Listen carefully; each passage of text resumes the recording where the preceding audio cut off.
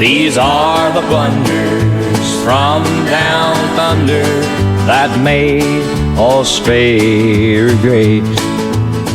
In 1893, William Lane, an influential journalist who was dissatisfied with Australia, led a group of about 500 Australians to Paraguay to establish a new utopian society there, founded on socialist principles and a brotherhood of man, provided that they were white and English-speaking. It didn't go well. Welcome to this episode of Blunders Down Under, laughable lessons from the past, in which we talk about dumb decisions from the past that have helped make Australia great. I'm Josh McGrath. And I'm John Gibbs, and today we're talking about William Lane, the leader of the New Australian movement and the founder of the New Australia colony in Paraguay. So who was William Lane? William Lane was born in Bristol, England in 1861. He attended Bristol Grammar School and was a gifted student before migrating to Canada at the age of 16 following his mother's death. He became a journalist and worked as a reporter for the Detroit Free Press before migrating to Australia in 1885, where he found work as a writer for various Queensland publications. And what type of topics did William specialise in his writings? William had a column titled Labour Notes in the Evening Telegraph, and he increasingly became an active advocate of workers' rights. In 1887, he founded a radical weekly newspaper, The Boomerang, which featured a mixture of pro-worker themes and anti-Chinese racism. In 1890, he founded The Worker, another weekly newspaper which raged against the tyrannies of employers, the government, and the British Empire. Well, what were William's views on multiculturalism? William wrote a short novel, White or Yellow, in which he described how a horde of Chinese people would arrive in Australia, leading to a race war in which the Chinese would overrun the whites and monopolise the exploitation of the natural resources of the country. What were the most important workers' rights battles at that time?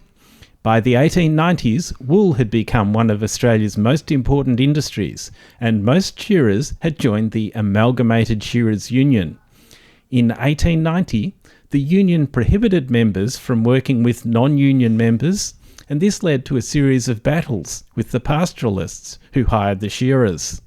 This led to the shearers' strike in 1891. Unionists raided shearing sheds and harassed non-union labour. However, after several months, most of the shearers were hungry and broke, and the strike was broken. And how did William feel about the outcome of this shearers' strike? The collapse of the shearers' strike was a profound disappointment for William. He became disillusioned with Australian society and the Australian political system. His articles in The Worker started to promote the idea of a new Australia, a socialist society freed from the normal constraints of government. What did William do to bring about this new Australia?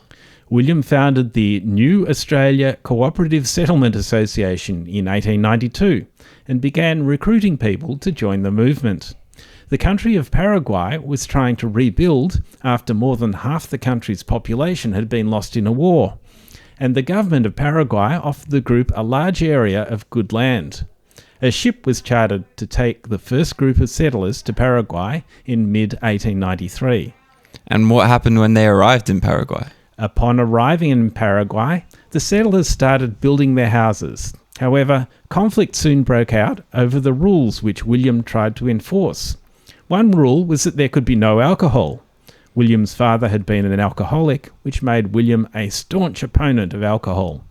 Another rule was that only English-speaking white people could be members of the community, so there could be no interracial relationships with local women.